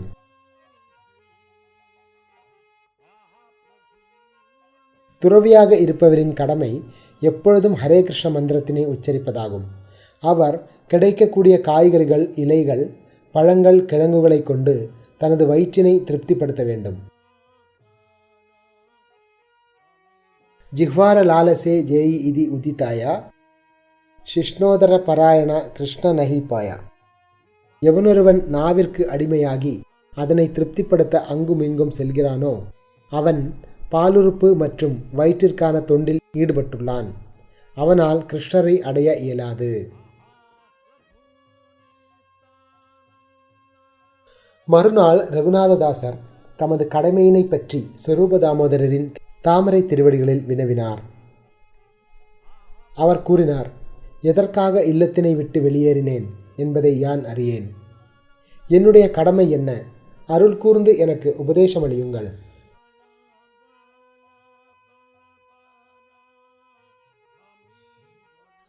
ரகுநாததாசர் மகாபிரபுவின் முன்பாக ஒரு வார்த்தையை கூட ஒருபோதும் பேச மாட்டார். மாறாக அவர் தமது விருப்பங்களை ஸ்வரூப தாமோதர கோஸ்வாமி மற்றும் கோவிந்தரின் மூலமாக மகாபிரபுவிடம் தெரிவித்தார். மறுநாள் ஸ்வரூப தாமோதர கோஸ்வாமி ஸ்ரீ சைதன்ய மகாபிரபுவிடம் சமர்ப்பித்தார். ரகுநாததாசர் தங்களுடைய தாமரை திருவடிகளில் இதை கூற விரும்புகிறார். நான் எனது கடமையை அறியேன், வாழ்வின் குறிக்கோளையும் அறியேன். எனவே அருள் கூர்ந்து உங்களது தெய்வீக திருவாயிலிருந்து எனக்கு நேரடியாக அறிவுரை கூறுங்கள். புன்னகை பூத்த ஸ்ரீ சைதன்ய மகாபிரபு ரகுநாததாசரிடம் கூறினார், நான் ஏற்கனவே ஸ்வரூப தாமோதர கோஸ்வாமியை உங்களுடைய ஆச்சாரியராக நியமித்துள்ளேன்.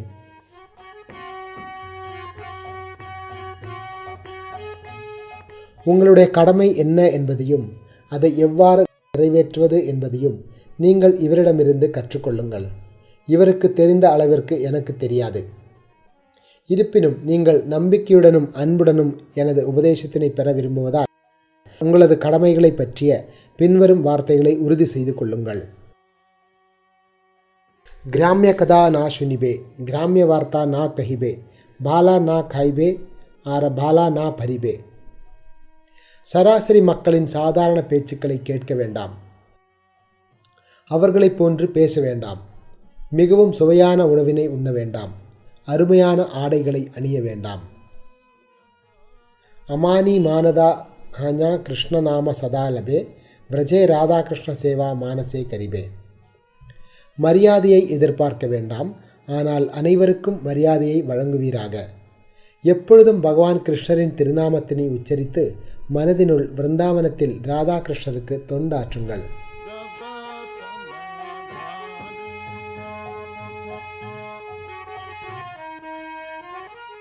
நான் உங்களுக்கு எனது அறிவுரைகளை சுருக்கமாக வழங்கியுள்ளேன். அவற்றை பற்றிய எல்லா விளக்கங்களையும் நீங்கள் ஸ்வரூப தாமோதரரிடமிருந்து பெறுவீர்கள். திருநாதபி சுனீச்சேனா தரோரபி சகிஷ்ணுனா அமானினா மானதேனா கீர்த்தனீய சதாஹரி. புல்லை விட தாழ்வாக தன்னை நினைப்பவனும் மரத்தை விட சகிப்புத்தன்மையுடன் இருப்பவனும் தனக்கென மரியாதையினை எதிர்பார்க்காதவனும் ஆனால் மற்றவர்களுக்கு மரியாதை அளிக்க என்றும் தயாராக இருப்பவனும் பகவானின் திருநாமத்தினை மிகவும் எளிதாக எப்பொழுதும் உச்சரிக்க முடியும். இதை கேட்ட ரகுநாததாசர் ஸ்ரீ சைதன்ய மகாபிரபுவின் தாமரை திருவடிகளில் பிரார்த்தனைகளை அர்ப்பணித்தார். மகாபிரபு பெரும் கருணையுடன் அவரை ஆலிங்கனம் செய்தார். ஸ்ரீ சைதன்ய மகாபிரபு மீண்டும் அவரை ஸ்வரூப தாமோதரரிடம் ஒப்படைத்தார். இவ்விதமாக ரகுநாததாசர் ஸ்வரூப தாமோதர கோஸ்வாமியுடன் இணைந்து அந்தரங்க சேவையினை ஆற்றினார். அச்சமயத்தில் வங்காள பக்தர்கள் அனைவரும் வந்து சேர்ந்தனர். முந்தைய ஆண்டுகளைப் போலவே ஸ்ரீ சைதன்ய மகாபிரபு அவர்கள் அனைவரையும் பெரும் உணர்ச்சியுடன் சந்தித்தார். முன்பு செய்ததைப் போலவே அவர் குண்டீச்சா கோயிலை தூய்மை செய்தார். தோட்டத்தில் பக்தர்களுடன் விருந்து உண்டார். மகாபிரபு மீண்டும் ரத யாத்திரையின் பொழுது பக்தர்களுடன் நடனமாடினார். இதை கண்டு ரகுநாததாசர் வியப்பில் உறைந்தார். ரகுநாததாசர் எல்லா பக்தர்களையும் சந்தித்த பொழுது அத்வைத ஆச்சாரியர் அவருக்கு பெரும் கருணையினை வழங்கினார். அவர் சிவானந்த சேனரையும் சந்திக்க சிவானந்தர் அவரிடம் தெரிவித்தார், உங்களுடைய தந்தை உங்களை கூட்டி செல்வதற்காக 10 ஆட்களை அனுப்பியிருந்தார். உங்களை அனுப்பி வைக்கும்படி எனக்கு ஒரு கடிதத்தையும் அவர் எழுதியிருந்தார். ஆனால் உங்களை பற்றிய தகவல் எதையும் பெற இயலாத பொழுது அந்த 10 ஆட்கள் ஜாகராவிலிருந்து இல்லத்திற்கு திரும்பினர். வங்காளத்தின் எல்லா பக்தர்களும் ஜெகநாதபுரியில் 4 மாதங்கள் தங்கிய பின்னர் இல்லத்திற்கு திரும்பினர். அப்பொழுது ரகுநாததாசரின் தந்தை அவர்களின் வருகையினை கேள்விப்பட்டு சிவானந்த சேனரிடம் ஓர் ஆளை அனுப்பி வைத்தார். அந்த மனிதர் சிவானந்த சேனரிடம் விசாரித்தார், ஸ்ரீ சைதன்ய மகாபிரபுவின் இடத்தில் யாரேனும் துறவியை கண்டீர்களா? அந்த நபர் கோவர்தன மஜும்தாரின் மகனான ரகுநாததாசர். நீங்கள் அவரை நீலாச்சலத்தில் சந்தித்தீர்களா? சிவானந்த சேனர் பதிலளித்தார், ஆமாம், ரகுநாததாசர் ஸ்ரீ சைதன்ய மகாபிரபுவுடன் உள்ளார்.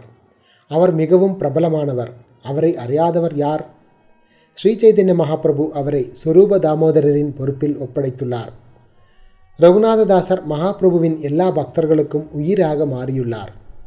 அவர் இரவு பகலாக ஹரே கிருஷ்ண மகாமந்திரத்தினை உச்சரிக்கின்றார். ஒரு கணம் கூட ஸ்ரீ சைதன்ய மகாபிரபுவின் தாமரை திருவடிகளை விட்டு விலகுவதில்லை. அவர் துறவரத்தின் மிக உயர்ந்த நிலையில் உள்ளார். உண்பதை பற்றியோ உடையுடுத்துவதை பற்றியோ கவலைப்படுவதில்லை. எப்படியாவது எங்காவது உணவருந்தி உயிர் வாழ்கிறார். இரவின் 10 தண்டங்கள், அதாவது 4 மணி நேரம் கழித்த பின்னர் ரகுநாததாசர் புஷ்பாஞ்சலி நிகழ்ச்சியினை பார்த்துவிட்டு சிம்மத்வாரத்தில் நின்றபடி உணவினை யாச்சிக்கின்றார். யாரேனும் ஏதாவது வழங்கினால் அவர் அதனை உண்ணுகிறார். சில நேரங்களில் விரதம் இருக்கிறார். சில நேரங்களில் வறுக்கப்பட்ட தானியங்களை மெல்லுகிறார். இதை கேட்ட தூதுவர் கோவர்தன மஜும்தாரரிடம் சென்று ரகுநாததாசரை பற்றிய அனைத்து தகவல்களையும் தெரிவித்தார். துறவரத்தில் ரகுநாததாசரின் நடத்தைகளை அறிந்து அவரது தாய் தந்தையர் மிகவும் வருத்தமடைந்தனர். எனவே அவர்கள் ரகுநாதரின் வசதிக்காக ஆட்களையும் பொருட்களையும் அனுப்பி வைக்க முடிவு செய்தனர். ரகுநாததாசரின் தந்தை உடனடியாக 400 நாணயங்களையும் 2 சேவகர்களையும் 1 பிராமணரையும் சிவானந்த சேனரிடம் அனுப்பி வைத்தார். சிவானந்த சேனர் அவர்களிடம் கூறினார், நீங்கள் ஜெகநாதபுரிக்கு நேரடியாக செல்ல முடியாது. நான் அங்கே செல்லும் பொழுது நீங்கள் என்னுடன் வரலாம். தற்பொழுது வீட்டிற்கு செல்லுங்கள். நாங்கள் அனைவரும் எப்பொழுது செல்கிறோமோ அப்பொழுது நான் உங்களையும் என்னுடன் அழைத்து செல்கிறேன். இந்த சம்பவத்தினை எடுத்துரைத்து மாபெரும் புலவரான ஸ்ரீ கவிகர்ணபூரர் ரகுநாததாசரின் பெருமை வாய்ந்த செயல்களை தமது ஸ்ரீ சைதன்ய சந்திரோதயா நாடகத்தில் விரிவாக எழுதியுள்ளார். ரகுநாததாசர் மிகவும் கண்ணியம் வாய்ந்த யதுநந்தன ஆச்சாரியரின் சீடராக இருந்தார். யதுநந்தன ஆச்சாரியர் காஞ்சனப்பள்ளியில் வசித்து வந்த வாசுதேவதத்தருக்கு மிகவும் பிரியமானவராக இருந்தார். ரகுநாததாசர் தமது தெய்வீக குணங்களின் காரணத்தினால் எங்களை போன்ற ஸ்ரீ சைதன்ய மகாபிரபுவின் பக்தர்கள் அனைவருக்கும் உயிரை காட்டிலும் பிரியமானவராக இருந்தார். ஸ்ரீ சைதன்ய மகாபிரபுவின் அதீத கருணையினால் ஆசியளிக்கப்பட்டிருந்த அவர் எப்பொழுதும் இனிமையாக இருந்தார். ஸ்வரூப தாமோதர கோஸ்வாமியின் இந்த பிரியமான சேவகர் துறவரத்திற்கு மிக சிறந்த உதாரணத்தினை அமைத்து துறவரத்தின் கடலாக திகழ்ந்தார். நீலாச்சலத்தில் வசிப்பவர்களுக்கு மத்தியில் அவரை அறியாதவர் யாரேனும் உளரோ? இந்த மொழிபெயர்ப்பானது கவிகர்ணபூரரின் ஸ்ரீ சைதன்ய சந்திரோதய நாடகம் என்னும் நூலிலிருந்து வருவதாகும். மேலும் சைதன்ய சந்திரோதய நாடகத்தில் கூறியுள்ளபடி, ரகுநாததாஸ் கோஸ்வாமி எல்லா பக்தர்களுக்கும் மிகுந்த ஆனந்தம் கொடுப்பவராக இருந்ததால் அவர் நல்லதிர்ஷ்டத்தின் விளைச்சல் நிலமாக எளிதில் மாறினார். அந்த நிலம் ஸ்ரீ சைதன்ய மகாபிரபு விதை விதைப்பதற்கு பொருத்தமானதாக இருந்தது. அந்த விதை விதைக்கப்பட்ட தருணத்திலேயே அது ஸ்ரீ சைதன்ய மகாபிரபுவின் பிரேமையின் ஈடு இணையற்ற மரமாக வளர்ந்து பழத்தினை கொடுத்தது. ரகுநாததாசரின் தந்தையிடமிருந்து வந்த தூதருக்கு சிவானந்த சேனர் வழங்கிய தகவல்களை இந்த ஸ்லோகங்களில் மாபெரும் புலவரான கவி கர்ணபூரர் வழங்கியுள்ளார். மறுவருடம் சிவானந்த சேனர் வழக்கம் போல ஜெகநாதபுரிக்கு சென்ற பொழுது ரகுநாததாசருக்கான வேலைக்காரர்களும் சமையல்கார பிராமணரும் அவருடன் சென்றனர். சேவகர்களும் பிராமணரும் 400 நாணயங்களுடன் ஜெகநாத்புரியை அடைந்து ரகுநாததாசரை சந்தித்தனர். ரகுநாததாசர் தமது தந்தையினால் அனுப்பப்பட்ட ஆட்களையும் பணத்தையும் ஏற்கவில்லை. எனவே பிராமணரும் சேவகர்களில் ஒருவரும் பணத்துடன் அங்கேயே தங்கினர். அச்சமயத்தில் ரகுநாததாசர் ஸ்ரீ சைதன்ய மகாபிரபுவை மாதத்திற்கு 2 நாட்கள் பெரும் கவனத்துடன் தமது இடத்திற்கு அழைப்பு விடுவிக்க தொடங்கினார். அந்த 2 அழைப்புகளின் செலவு 640 சோழிகள். அவர் அதனை வேலைக்காரனிடமிருந்தும் பிராமணரிடமிருந்தும் பெறுவார். இவ்விதமாக ரகுநாததாசர் 2 ஆண்டுகள் ஸ்ரீ சைதன்ய மகாபிரபுவிற்கு தொடர்ந்து அழைப்பு விடுத்தார். ஆனால் 2வது ஆண்டின் இறுதியில் அவர் அதனை நிறுத்தினார். 2 மாதங்கள் தொடர்ந்து ரகுநாததாசரிடமிருந்து அழைப்பு வராத சமயத்தில் சச்சியின் மைந்தன் ஸ்வரூப தாமோதரரிடம் விசாரித்தார். மகாபிரபு வினவினார், ஏன் ரகுநாததாசர் எனக்கு அழைப்பு விடுப்பதை நிறுத்திவிட்டார்? ஸ்வரூப தாமோதரர் பதிலளித்தார், அவர் தமது மனதில் ஏதேனும் மறு பரிசீலனை செய்திருக்க வேண்டும். நான் பௌதீகவாதிகளிடமிருந்து பொருட்களை பெற்று ஸ்ரீ சைதன்ய மகாபிரபுவிற்கு அழைப்பு விடுக்கிறேன். மகாபிரபுவின் மனம் இதனால் திருப்தி அடையவில்லை என்பதை அறிகிறேன்.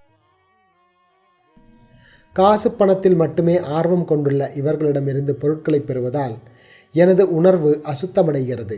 எனவே இந்த அழைப்பினால் நான் பௌதீக புகழை மட்டுமே அடைகிறேன். எனது வேண்டுகோளின் பெயரில் ஸ்ரீ சைதன்ய மகாபிரபு அழைப்புகளை ஏற்கிறார். அவர் அவ்வாறு ஏற்காவிடில் முட்டாளாக இருக்கும் நான் வருத்தமடைவேன் என்பதை அறிந்து அவர் அழைப்புகளை ஏற்கிறார்.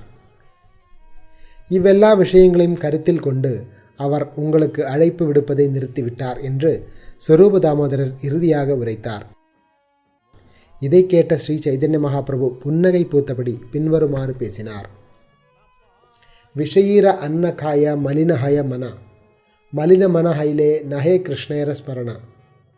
பௌதீகவாதிகளால் அர்ப்பணிக்கப்படும் உணவை உண்பதால் ஒருவனது மனம் களங்கமடைகிறது. மனம் களங்கமடையும் பொழுது அவனால் கிருஷ்ணரை முறையாக நினைக்க இயலாது.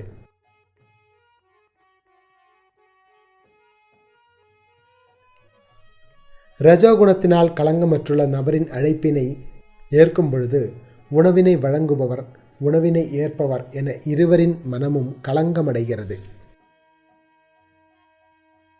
ரகுநாததாசரின் ஆர்வத்திற்காக நான் இதுவரை அவரது அழைப்பினை ஏற்று வந்தேன். இதனை அறிந்த ரகுநாததாசர் தற்பொழுது தாமாகவே அப்பயிற்சியினை கைவிட்டிருப்பது மிகவும் நல்லது. சில நாட்களுக்கு பின்னர் ரகுநாததாசர் சிம்மத்வாரத்தின் அருகில் நிற்பதையும் நிறுத்தினார். அதற்கு பதிலாக இலவச உணவினை விநியோகிக்கும் அன்னச்சத்திரங்களில் யாசித்து உண்ணத் தொடங்கினார். இச்செய்தியினை கோவிந்தனிடமிருந்து கேள்விப்பட்ட ஸ்ரீ சைதன்ய மகாபிரபு ஸ்வரூப தாமோதரரிடம் வினவினார், ஏன் ரகுநாததாசர் சிம்மத்வாரத்தில் யாசிப்பதற்காக நிற்பதில்லை? ஸ்வரூப தாமோதரர் பதிலளித்தார், ரகுநாததாசர் சிம்மத்வாரத்தில் நிற்பதால் வருத்தத்தை உணர்ந்தார். எனவே அவர் தற்பொழுது மதிய நேரத்தில் அன்னதான சத்திரத்திற்கு சென்று அங்கே யாசித்து உண்கிறார். இச்செய்தியினை கேட்டு ஸ்ரீ சைதன்ய மகாபிரபு கூறினார், அவர் சிம்மத்வாரத்தில் நிற்பதை நிறுத்தியது மிகவும் நல்ல காரியமாகும். அவ்வாறு யாசிப்பது வேசியின் செயலை போன்றதாகும். ததாஹி கிம் அர்த்தம் அயம் ஆகச்சதி அயம் தாஸ்யதி அனேன. அதாவது, அதோ அவர் அருகில் வருகிறார், அவர் எதையாவது எனக்கு வழங்குவார். அவர் முந்தைய இரவில் எனக்கு சில பொருட்களை வழங்கினார். தற்பொழுது அந்த நபர் அருகில் வருகிறார், அவர் எனக்கு ஏதேனும் வழங்கலாம். தற்பொழுது என்னை கடந்து சென்றவர் எனக்கு எதையும் வழங்கவில்லை. ஆனால் மற்றொருவர் வருவார், அவர் எனக்கு ஏதேனும் வழங்குவார். இவ்வாறு துறவரத்தில் இருப்பவர் தமது நடுநிலையினை கைவிட்டு இவர் அல்லது அவரின் தானத்தை சார்ந்தவராகிறார். இவ்விதமாக நினைத்தல் வேசியின் தொழிலை ஏற்பதை போன்றதாகும்.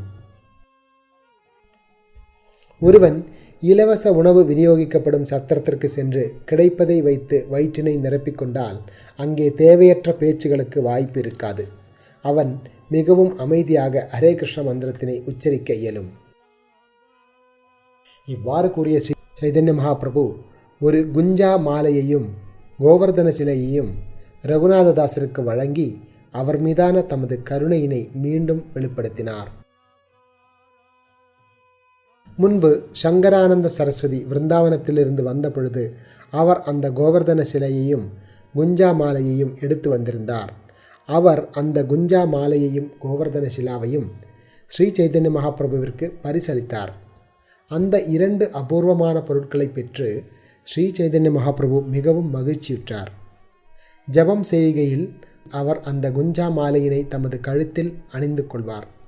மகாபிரபு அந்த கோவர்தன சிலையினை சில நேரங்களில் தமது இதயத்திலும் சில நேரங்களில் கண்களிலும் வைத்துக்கொள்வார். வேறு சில நேரங்களில் அவர் அதனை தமது நாசியினால் நுகர்வார். சில நேரங்களில் தமது தலைமேல் வைத்துக்கொள்வார். அந்த கோவர்தன சிலை அவரது கண்ணீரினால் நனைக்கப்பட்டு எப்பொழுதும் ஈரமாக இருந்தது. ஸ்ரீ சைதன்ய மகாபிரபு கூறுவார், இந்த கல் சாக்ஷாத் பகவான் கிருஷ்ணனின் திருமேனியாகும். 3 ஆண்டுகள் அவர் அந்த கல்லையும் மாலையையும் தம்முடன் வைத்திருந்தார். அதன் பின்னர் ரகுநாததாசரின் நடத்தையினால் பெரிதும் திருப்தியுற்று மகாபிரபு அவை 2ஐயும் அவருக்கு வழங்கினார். ஸ்ரீ சைதன்ய மகாபிரபு ரகுநாததாசருக்கு அறிவுறுத்தினார், இந்த கல் பகவான் கிருஷ்ணரின் தெய்வீக ரூபம், பேராவலுடன் இதனை வழிபடுவீராக. ஸ்ரீ சைதன்ய மகாபிரபு தொடர்ந்தார், இந்த கல்லினை ஒரு பக்குவமான பிராமணரைப் போல சத்துவகுணத்தில் வழிபடுவீராக. அத்தகு வழிபாட்டினால் நீங்கள் நிச்சயமாக கிருஷ்ண பிரேமையை தாமதமின்றி அடைவீர்கள். அத்தகு வழிபாட்டிற்கு ஒரு குவளை நீரும் சில துளசி மஞ்சரிகளும் அவசியம். அந்த வழிபாடு பூரண தூய்மையுடன் செய்யப்படும் பொழுது அது முற்றிலும் சாத்வீகமான வழிபாடாகும். நம்பிக்கையுடனும் அன்புடனும் நீங்கள் 8 மென்மையான துளசி மஞ்சரிகளை அர்ப்பணிக்க வேண்டும். அந்த மஞ்சரிகளின் 2 பகுதிகளிலும் ஒவ்வொரு துளசி இலைகள் இருக்க வேண்டும். எவ்வாறு வழிபடுவது என்பதை அவருக்கு அறிவுறுத்திய பின்னர் பகவான் ஸ்ரீ சைதன்ய மகாபிரபு தமது திருக்கரத்தினால் ரகுநாததாசருக்கு கோவர்தன சிலாவினை அர்ப்பணித்தார். ரகுநாததாசர் பெரும் தெய்வீக ஆனந்தத்துடன் மகாபிரபுவினால் அறிவுறுத்தபடி கோவர்தன சிலையினை வழிபட்டார். ஸ்வரூப தாமோதரர் ரகுநாததாசருக்கு 6 அங்குல நீளம் கொண்ட 2 துணிகள், ஒரு மரப்பீடம் மற்றும் நீர் எடுத்து வர ஒரு குவளையையும் வழங்கினார். இவ்வாறாக ரகுநாததாசர் கோவர்தன சிலாவினை வழிபடத் தொடங்கினார்.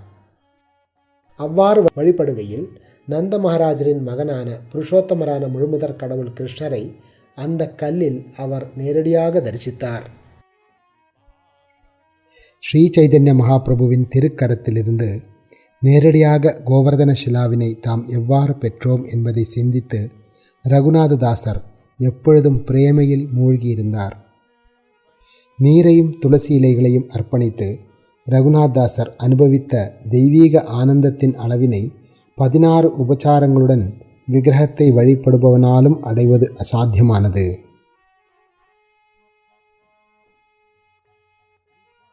ரகுநாததாசர் இவ்வாறு கோவர்தன சிலாவினை சில நாட்கள் வழிபட்ட பின்னர் சொரூப தாமோதரர் ஒரு நாள் அவரிடம் பின்வருமாறு உரைத்தார். கோவர்தன சிலாவிற்கு 8 கௌடி மதிப்புள்ள காஜா, சந்தேஷ் ஆகிய முதல் தர இனிப்புகளையும் அர்ப்பணியுங்கள். நம்பிக்கையுடனும் அன்புடனும் நீங்கள் அவற்றினை அர்ப்பணித்தால் அவை அமிர்தத்தைப் போல இருக்கும். அதன் பின்னர் ரகுநாததாசர் காஜா என்று அறியப்படும் விலையுயர்ந்த இனிப்பினை அர்ப்பணிக்கத் தொடங்கினார். சொரூப தாமோதரரின் கட்டளையினை பின்பற்றி கோவிந்தர் அதற்கு ஏற்பாடு செய்தார். ஸ்ரீ சைதன்ய மகாபிரபுவிடமிருந்து ஷிலாவையும் குஞ்சாமாலையையும் பெற்ற பொழுது ரகுநாததாசரால் மகாபிரபுவின் உள்நோக்கத்தினை புரிந்து கொள்ள முடிந்தது. அதனால் அவர் பின்வருமாறு நினைத்தார். கோவர்தன ஷிலாவினை வழங்கியதன் மூலமாக ஸ்ரீ சைதன்ய மகாபிரபு எனக்கு கோவர்தன மலைக்கு அருகில் ஓர் இடத்தினை வழங்கியுள்ளார். குஞ்சா மாலையினை வழங்கியதன் மூலமாக அவர் ஸ்ரீமதி ராதாராணியின் தாமரை திருவடிகளில் எனக்கு புகலிடம் அளித்துள்ளார். ரகுநாததாசரின் தெய்வீக ஆனந்தம் எல்லையின்றி இருந்தது. அவர் வெளியுலகை முற்றிலுமாக மறந்து தமது உடலாலும் மனதாலும் ஸ்ரீ சைதன்ய மகாபிரபுவின் தாமரை திருவடிகளுக்கு சேவை செய்தார். ரகுநாததாசரின் எல்லையற்ற தெய்வீக குணங்களை யாரால் எழுத முடியும்? நியமங்களை அவர் உறுதியுடன் பின்பற்றிய தன்மையானது கல்லில் எழுதப்பட்ட வரிகளைப் போன்று இருந்தன.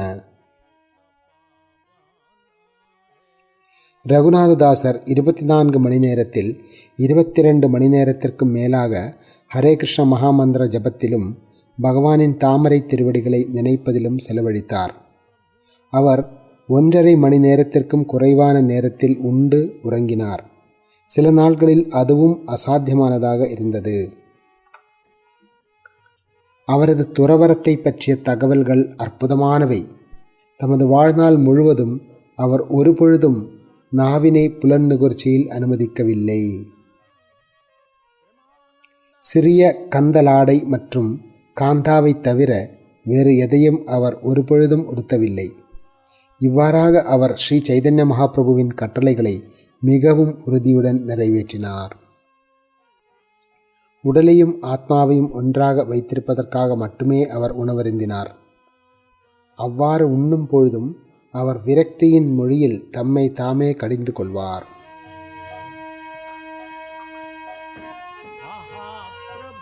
ஸ்ரீமத் பாகவதத்தின் 7வது காண்டத்தில் கூறியுள்ளபடி, ஒருவன் பக்குவமான அறிவினால் இதயத்தை தூய்மை செய்து பரபிரம்மனான கிருஷ்ணரை புரிந்து கொண்டால் அவன் எல்லாவற்றையும் அடைகிறான்.